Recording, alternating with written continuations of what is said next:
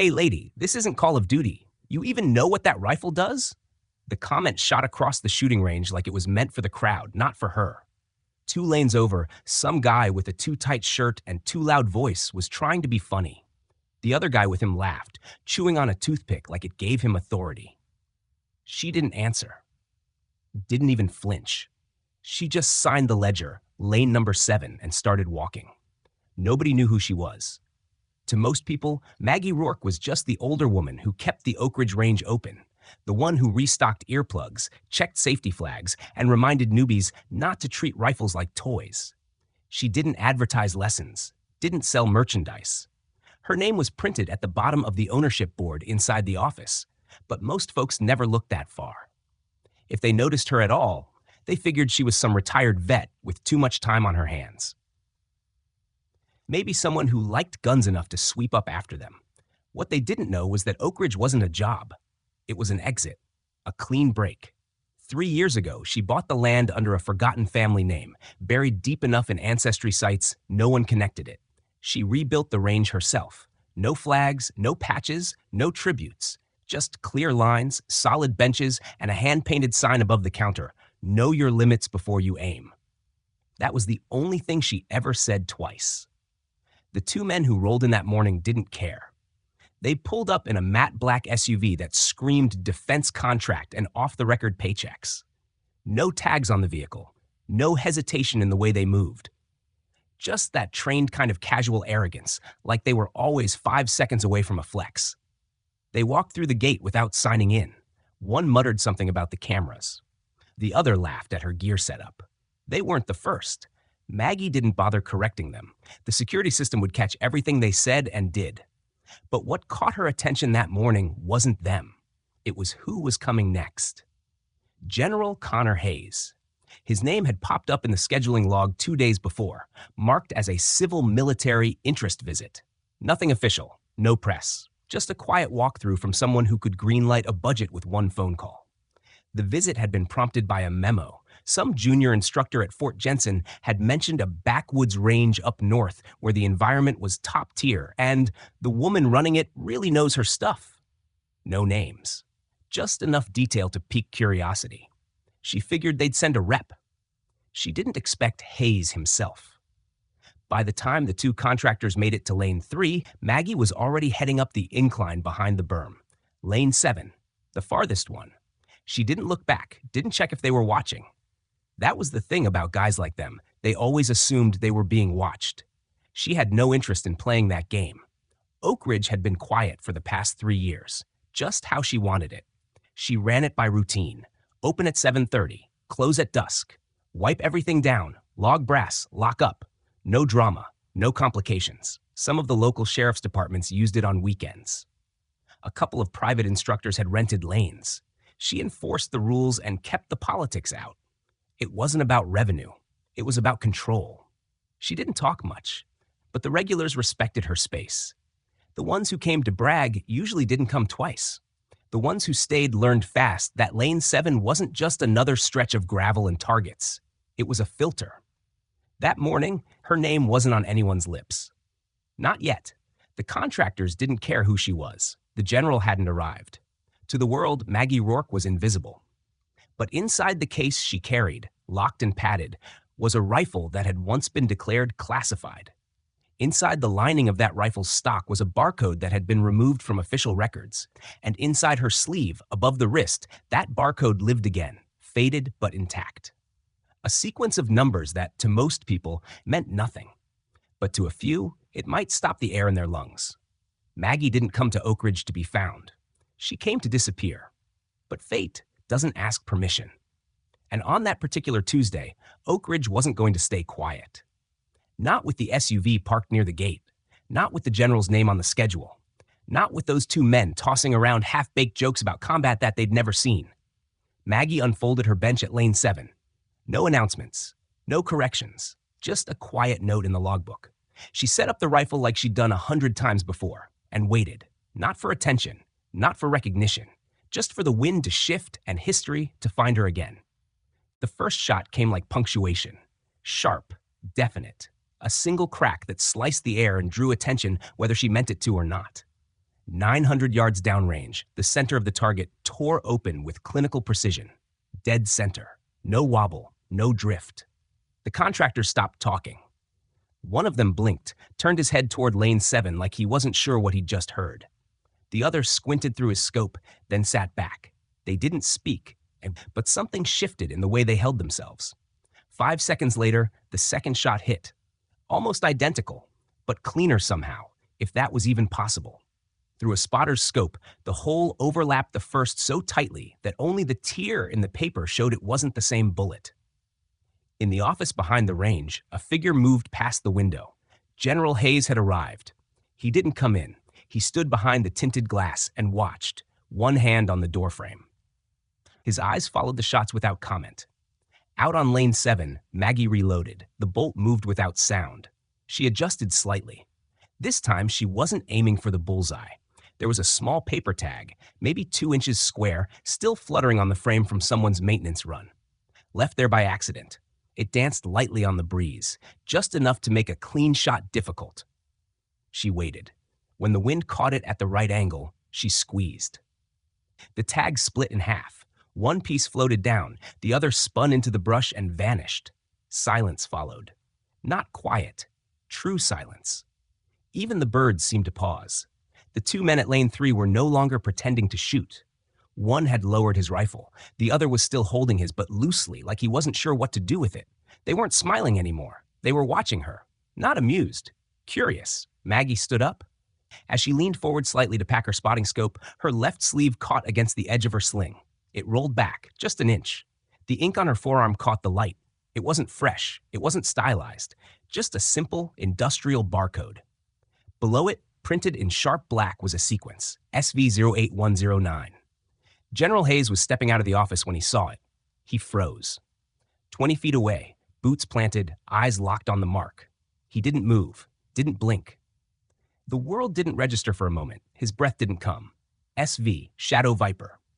He knew the format. He'd approved it years back when the program had gone black. SV, followed by Operational ID, Maggie Rourke, then Captain Madison Rourke, assigned to Shadow Viper. Role, long-range overwatch. Official status, KIA. He'd signed off on the paperwork himself. He'd seen the wreckage photos, a mission gone sideways, followed by a communications blackout. Reports had been scrubbed and rewritten so many times they barely resembled the truth. The conclusion had always stayed the same.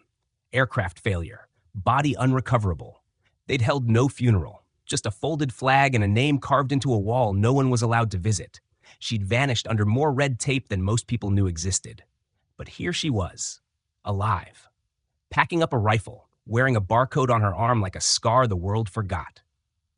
Hayes stared as the realization settled in. No one else on the range knew. The contractors were just beginning to understand she was someone they'd underestimated. But Hayes knew exactly who he was looking at. And she hadn't run. She hadn't flinched. She'd come back to life in the quietest way possible, by not trying to prove anything to anyone, by letting her shot placement do the talking. Hayes took one slow step forward. Maggie didn't acknowledge him. Not yet. Her focus was still on clearing her lane, like this was just another Tuesday. He looked around. The 2 men at lane 3 stood frozen. One was still chewing gum, but slower now, like it tasted different. The other had lowered his eyes. Hayes knew that look, that shift in posture. They weren't mocking anymore. They were recalculating. They were remembering every word they'd said since walking onto the range. He stepped past them. No one said a word. Maggie folded her gear with practiced rhythm, unaffected. But Hayes saw it, the tiny moment where her hand paused on the rifle case. Not hesitation. Recognition. She knew he was there, and she wasn't avoiding it. She hadn't shown that tattoo on purpose. She never meant to. For 3 years, no one had seen it. She'd kept it covered like a relic buried in plain sight.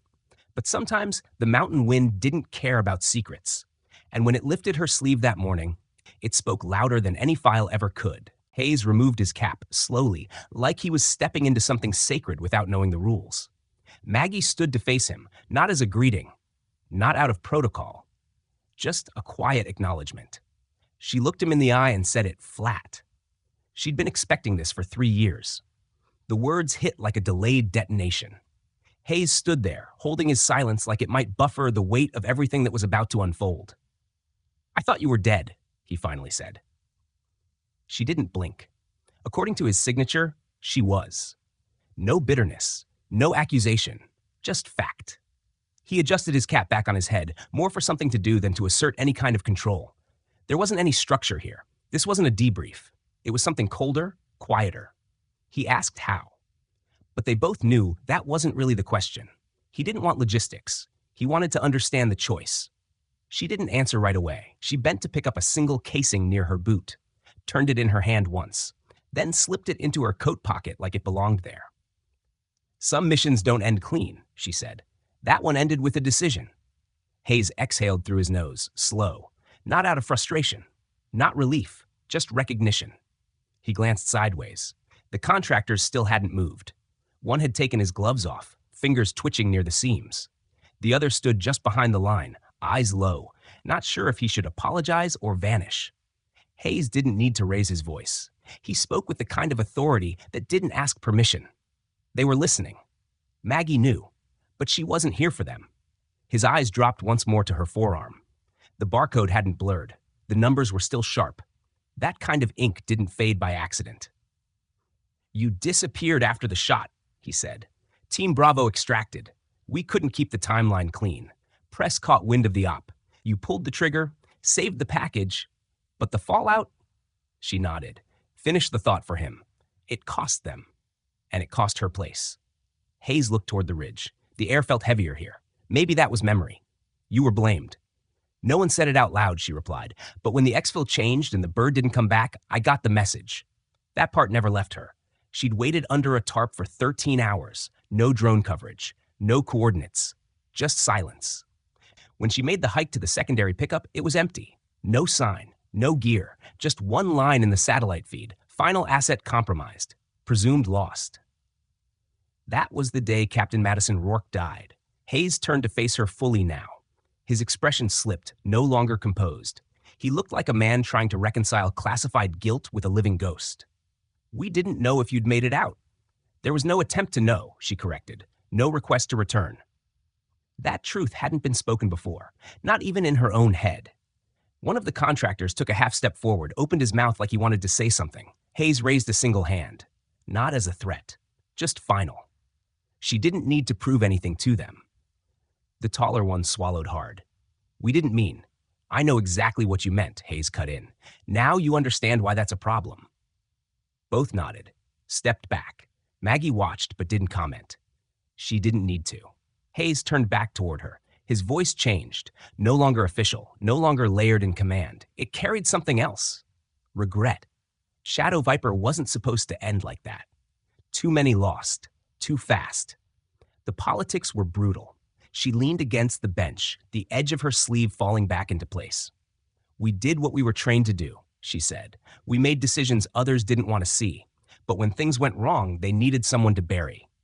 "And you let them," he said, surprised at his own words. She didn't flinch. She wasn't interested in fighting the system anymore. She just wanted peace. Hayes studied her, weathered, steady, unbroken, no apology, only clarity. "And have you found it?" he asked. "I found enough." Oak Ridge let her work with her hands. Stay sharp. Teach when she wanted to be useful, not used. Hayes nodded. "Some of the new instructors mentioned this place," he said. Didn't give names, just called it quietly exceptional. She hadn't built it to be a recruitment ground. "I know," he said, "but if they want to learn." She didn't hesitate. "I'll teach. Not the way the manuals do, the way it actually works." He considered that. "You were the best we had," he said. "Still are." She didn't smile, but something in her eyes shifted. "Then maybe you should have told me that before you signed me off." He didn't argue. The wind picked up. Needles scraped along the concrete. Hayes reached into his coat, pulled out a small black patch. No insignia, just a stitched square with a coiled viper in the thread. Active Shadow Viper Command Liaison. He placed it next to her rifle. "You earned this 10 times over." She looked at it, picked it up, slid it into her case. No acceptance, no refusal, just memory. Hayes straightened his coat and stepped back half a pace, weighing the space between them like it carried too much history to cross casually. "If there's anything you need, protection, reconnection, resources, just say the word." She shook her head. She wasn't hiding. She'd chosen this. She just wasn't broadcasting. He gave her a long final look, the kind that tried to store details for a moment he'd never get back. Then he turned. The contractors scrambled to clear his path. One looked like he wanted to speak again, maybe apologize, but thought better of it. He made the right call. Hayes didn't speak. He walked off the firing line in silence, letting the sound of gravel underfoot do the talking. Maggie remained where she was. By the end of the week, Oak Ridge didn't look any different. But anyone who spent more than 10 minutes there could feel it. Something had shifted. The regulars who used to toss jokes while loading mags now kept their voices lower. Guys who once strutted up to lanes like they owned them now paused at the line, waited for a glance before stepping past. Nobody said anything about it, but everybody knew. The contractors never came back, and word traveled sideways the way it always does. A reservist mentioned something to a buddy at a base in Colorado. A Marine lieutenant scribbled a sentence into the margin of his range notebook and left it open where someone else could read. If you ever make it to Oak Ridge, be quiet. Watch lane 7. There's someone there who doesn't miss and doesn't need you to ask why. That was all it took. Within a month, new faces started showing up, 2 or 3 at a time. Never in uniform, no ranks, just worn jeans, nondescript jackets, baseball caps pulled low. They didn't ask for instruction. They didn't ask for her name. They sat at the sidelines, took notes, watched. Some of them figured out quick she didn't teach in lectures. She didn't give out drills or course outlines. But if you paid attention, she was always teaching. How she lifted a pinch of dirt from the ground and tossed it into the wind. How she adjusted her scope in millimeters, not inches. How she ran her trigger checks like muscle memory instead of routine. On good days, she'd walk behind a bench and mutter something like, "Too much grip, let the stock settle in." Or, "Eye relief's off, bring it back a half inch, forget the manual." Those comments never felt like corrections. They felt like puzzles being solved out loud. One Air Force sniper candidate wrote home that he learned more in 2 weekends at Oak Ridge than 6 months on base. Not because of the structure, but because, in his words, she teaches like she already knows the mistake you're about to make. Her feedback rarely lasted longer than a sentence. Sometimes she didn't say anything at all. Sometimes she just circled a hole in your target and taped a note.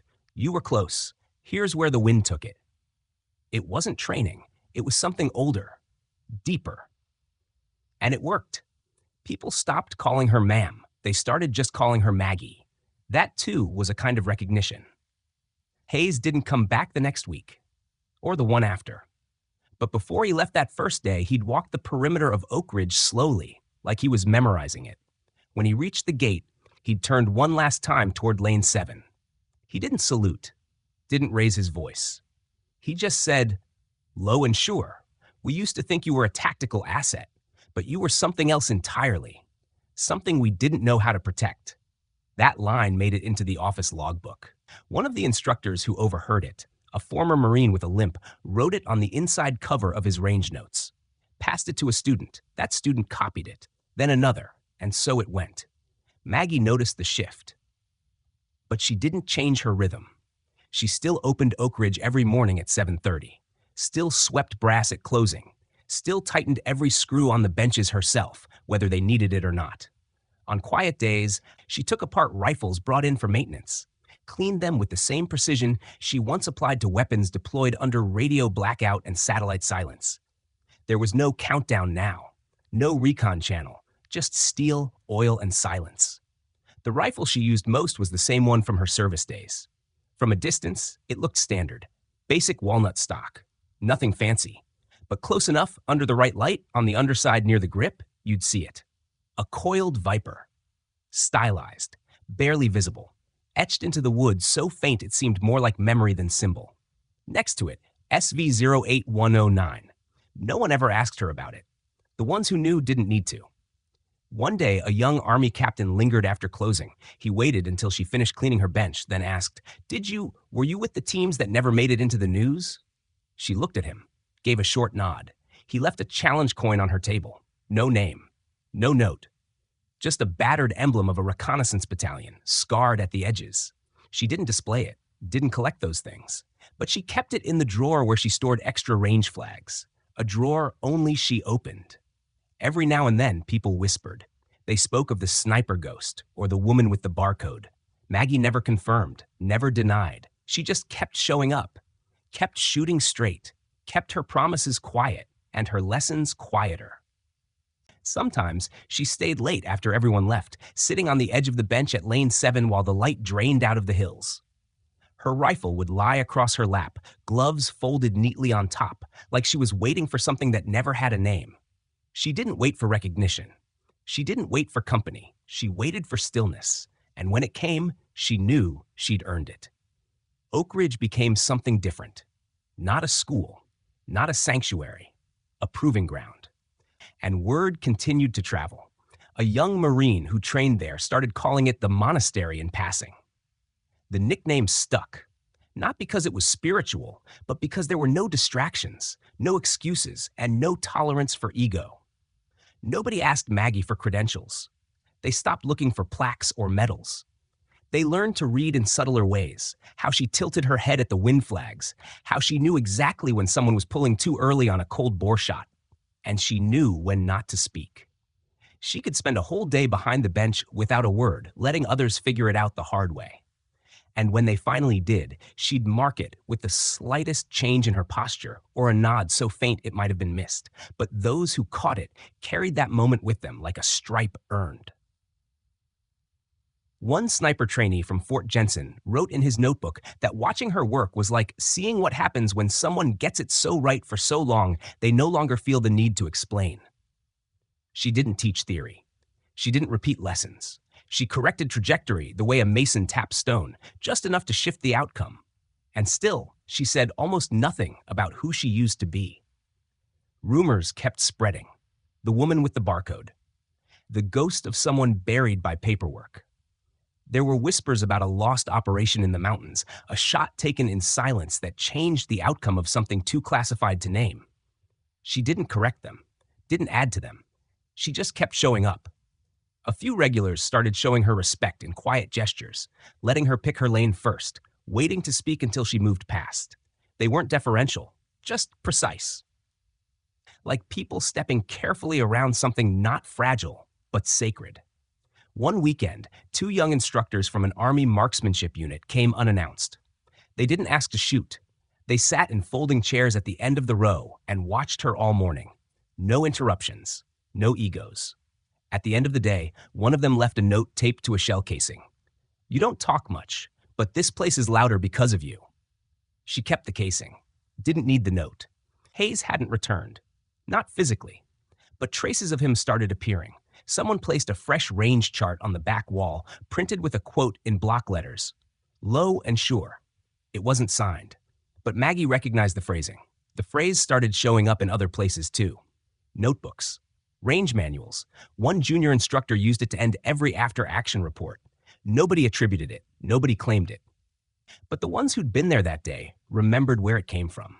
And slowly, Oak Ridge shifted from being a remote civilian range into something else. Not officially, but by spirit. Recruits started arriving from different states. A few came from overseas bases while on leave. They didn't say who sent them. They just walked up, signed in quietly, and waited. Some stayed a weekend. Some camped nearby and stayed a month. A few never fired a shot. They just sat at the edge, watching. Maggie let them. She never turned anyone away. She just expected them to respect the place, and if they didn't last. A pattern formed. New shooters would come. They'd spend a day struggling. Then, at some point, she'd stop beside them, offer one line of input, and walk away. The next shot was almost always better. They started calling her the ghost in the gravel. She didn't like the nickname, but she didn't fight it either. There was no plaque at Oak Ridge, no wall of honor. But people started carving initials into the backside of the benches. Nothing elaborate, just clean, square letters. Some added their unit numbers. One carved in the phrase, "For the ones who stayed behind." She never asked them to stop, but one morning, she sanded them all down and left a simple message etched deep into the front of the bench on lane 7. No names, just work. That became the rule, and people respected it. Because by then, they understood what Oak Ridge was. It wasn't a range, it was a reckoning. Not for the world, for themselves. And Maggie, whatever name she used to carry, wasn't looking for followers. She was just keeping the line clear. On the final Tuesday of fall, the light had that muted edge that came just before the season truly tipped. A new shooter arrived just after lunch, young, lean, marine cut, soft-spoken. He waited respectfully at the check-in counter, signed his name, and scanned the assignments. He didn't ask for lane 7. Nobody did. He chose 5. Quiet. Far enough to watch, close enough to hear. He spent the first 2 hours struggling with a variable wind that refused to play fair. Maggie didn't speak. She watched his groups, watched his shoulder shift slightly out of alignment, watched him fight his rifle instead of listening to it. Then he turned and asked, "Any tips for uphill shots with crosswind?" She didn't answer with words. She walked over, reached down, and pointed, just her fingertip hovering at a precise notch on his reticle. Then she stepped back. He nodded like he understood more than just the answer.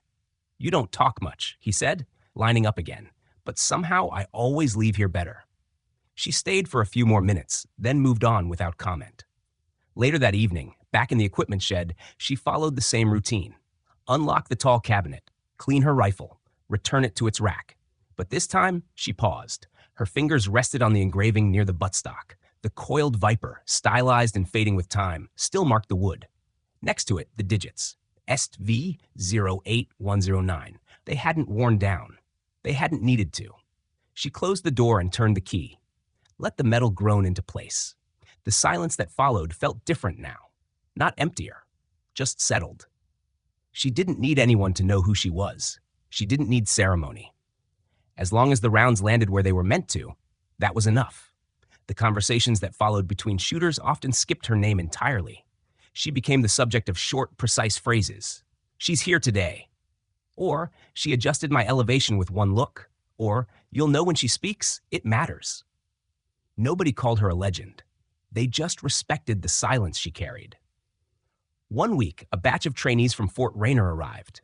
They didn't say who sent them, but they brought notebooks filled with range notes, diagrams, pages taped with corrections they hadn't fully understood until now. They didn't try to impress. They tried to learn. She let them. She passed behind benches, corrected posture with the smallest suggestions, pointed at wind flags when someone misread the shift. One evening, a young Air Force shooter packed up late and lingered near the counter. He didn't ask questions.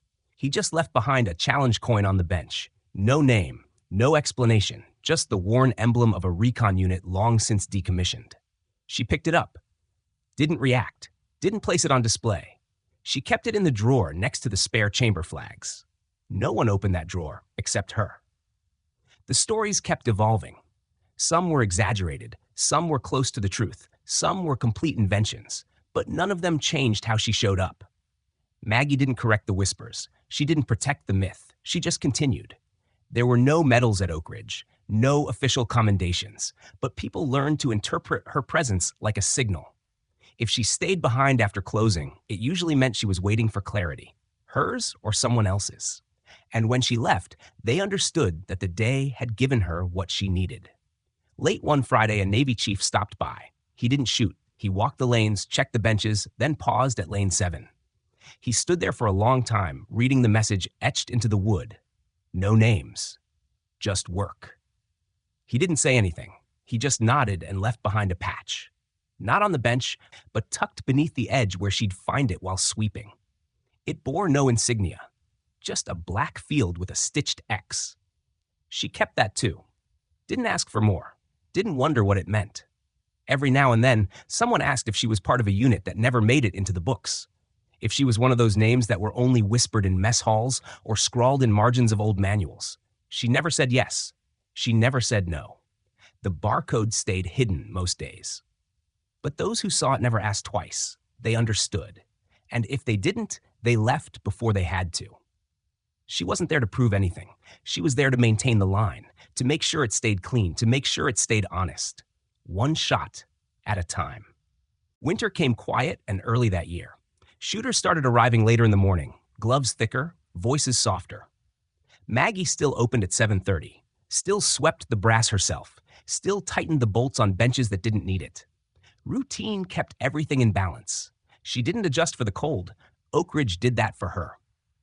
The wind shifted, the flags moved different, but the work remained the same. New faces showed up with notebooks already marked. They came prepared, not to challenge, but to observe. Some stayed long enough to watch without lifting a rifle. Some walked the perimeter before stepping near lane 7. No one asked questions. Not anymore. Maggie had become part of the place. The rifle she trusted most hadn't changed. The walnut stock still bore the ghost of the Viper, the numbers beside it worn smooth but never gone. On certain afternoons, when the sun cut low and flat across the benches, the engraving caught light and shimmered faintly. Just enough for someone watching to notice, just enough to stop a breath mid-sentence. No one spoke of it out loud. One afternoon, a pair of instructors from a Special Forces prep school arrived unannounced. They parked like they didn't want to draw attention, but every motion gave away their experience. They didn't sign in, just waited near the back, watching. After a few hours, one left behind a target, marked with red ink, "Your corrections fixed a problem my unit didn't know we had." She read it, then used the blank side for her own zeroing the next day. Another time, a student tried to ask about her past. He never finished the sentence. She raised a hand, not to stop him, just to remind him some questions weren't necessary. And he understood. By spring, people stopped treating Oak Ridge like a range. They treated it like a place where something important had happened, or was still happening. Not dramatic, just essential. Even the wind felt different. There were no ceremonies, no dedications. But one day, someone laid a small brass plaque behind lane 7. No words, no dates, just a laser-etched line that read, "Still here." She didn't move it, didn't acknowledge it, but she swept around it with a little more care. Later that month, a young woman came through, civilian, but her posture, her handling of the rifle, it said something else. She kept her scope too tight, her cheek welled too rigid. Maggie walked past her once, didn't say a word. On her next pass, she left a folded paper beside her mat. One sentence, "Let it settle into you." The woman didn't nod, didn't look up. But her next group landed tight. One morning, Maggie found a faded envelope tucked into the ledger by the front gate. No return address. Inside was a single photo. It was old, grainy. Shadow Viper, full team, uniforms dirty, faces alert. Maggie centered, lying prone on a rocky incline, scope aligned, expression calm. On the back, "We always knew." She burned the envelope, kept the photo. In the weeks that followed, fewer people asked why lane 7 always stayed reserved. They just accepted it, like a natural rule. One weekend, a high school ROTC group came for an intro session. Maggie didn't say much. She watched from the background. One cadet, barely 16, asked if he could shoot on her lane. The instructor hesitated. But Maggie gave the faintest nod. The kid missed every shot, but his stance improved. His focus locked in. And when he packed up, he left a thank you note scribbled on the back of his target. "I'll be back. I want to earn it." She taped it to the inside of her gear locker. One afternoon near the end of May, Hayes returned. Not in uniform, not as a general, just a man in a windbreaker with a worn folder under his arm. They didn't shake hands. They didn't talk about the past. He stood next to her as she zeroed a new rifle, watched her click the turret without measuring, adjust the scope without pausing. When she finished, she turned to him. He handed her the folder. Inside was a single-page memo, approval for an unofficial mentorship program. No names, no funding, just space to operate without interference. She closed the folder, said nothing. He left it on the bench and walked back to the truck without waiting for a reply. She watched him drive away. That night, she added a second key to the range cabinet, taped a note inside. "If you're reading this, I trust your aim more than your words." No signature, just a loop of thread tied through the keyring. The following week, a new student arrived early, young, serious. He shot clean but stiff. Maggie spent 5 minutes watching him and said only 2 words before walking away. After his session, he sat in his car for 10 minutes, then came back and signed up again for the next day. And the next. She didn't speak again for 3 days. Then she told him he was holding the rifle too hard. He relaxed. The shot landed. Oak Ridge didn't change.